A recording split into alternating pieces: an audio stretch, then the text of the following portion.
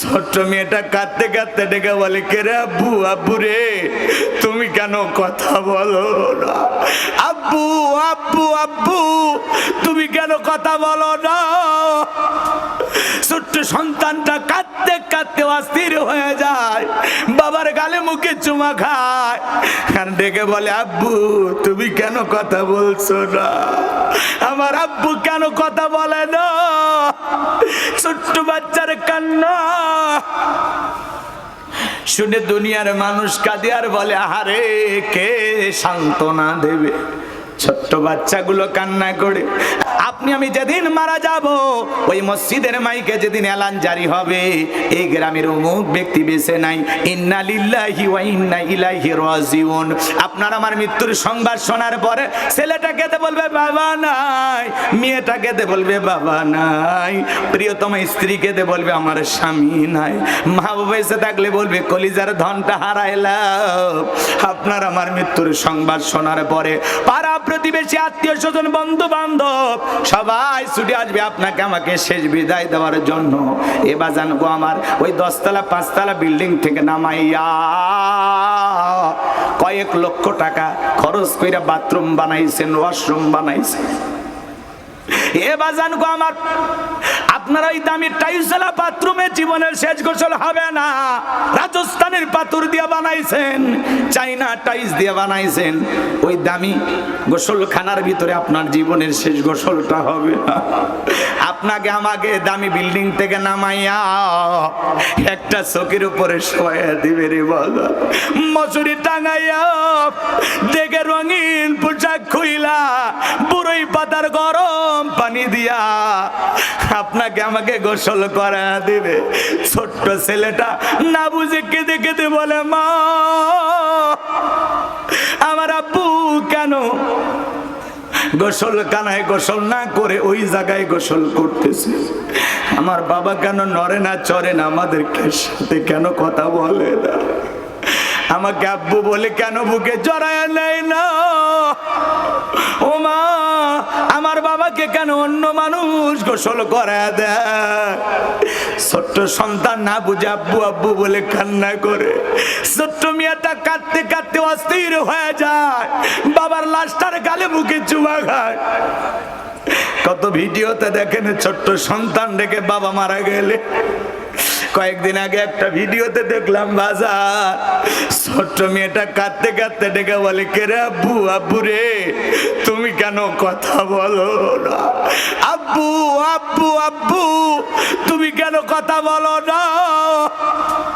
ছোট্ট সন্তানটা কাঁদতে কাঁদতে অস্থির হয়ে যায়, বাবার গালে মুখে চুমা খায় আর ডেকে বলে, আব্বু তুমি কেন কথা বলছো না? আমার আব্বু কেন কথা বলে না? ছোট্ট বাচ্চার কান্না শুনে দুনিয়ার মানুষ কাঁদে আর বলে, আহারে কে সান্ত্বনা দেবে? ছোট্ট বাচ্চাগুলো কান্না করে, আত্মীয় স্বজন কান্না করে। সুন্দর করে গোসল করাইয়া সাদা কাপনে চকলেটের মতো মরাইয়া মসজিদে রাখা খাটিয়াতে তুইলা 4 জন বরযাত্রী ধইরা এক পা দুপা করে ওই কবরস্থানে নিয়ে যাবে বাজান। আপনার আমার লাশটা রাখার জন্য 3 জন মানুষ কবরের ভিতরে নামবে। লাশটা ধরে যখন কবরের ভিতরে রেখে দেবে, একে একে সবাই কবর থেকে উঠে আসবে, কেউ আপনার সঙ্গী সাথী হবে না। কবরে লাশটা রাখার পরে দূর আকাশে একটু একটু দেখা যায়। এরপরে যখন বাঁশের বিছানা বিছায়া দেবে, হালকা ছিদ্রগুলো দিয়ে আলো একটু কবরে প্রবেশ করে। এরপরে যখন কবরে মাটি দিয়া দেবে, কবরটা হয়ে যাবে অন্ধকার। আত্মীয় স্বজন সবাই কবরে মাটি দিয়ে একে একে চলে আসবে। ওদের পায়ের আওয়াজ কবরে থাকা ব্যক্তি শুনতে পাইবে, চিৎকার মেরে ডেকে বলবে, আমাকে একা রাইখা যাইও না। কবরে থাকা ব্যক্তির চিৎকার দুনিয়ার কেউ শুনতে পাবে না। সব আত্মীয় স্বজন একা রেখে চলে আসবে, কেউ সঙ্গী হবে না, কেউ সাথী হবে না।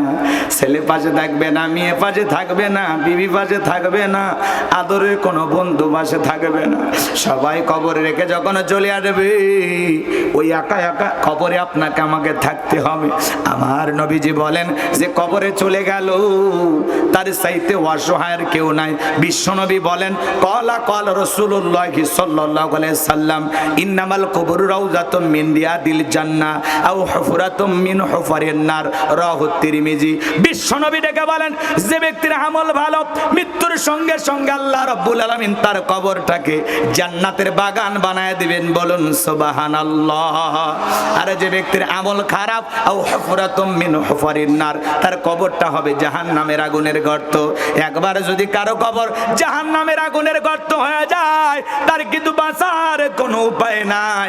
আমার নবী যে এক জায়গায় বসা, জিবরাইল এসে বলে, নবী গো, এই মুহূর্তে একটা আওয়াজ হইল, আপনি কি শুনতে পাইছেন? আমার নবী বলে, হ্যাঁ আমি শুনতে পেয়েছি।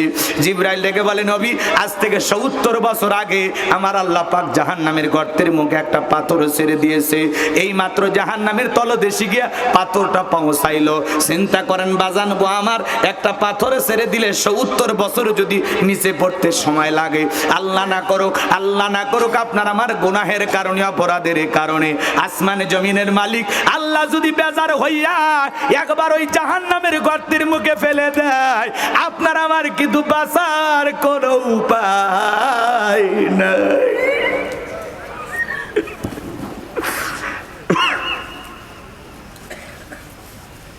আমার ভাইয়েরা, ওই জাহান্নাম বড় কঠিন জায়গা।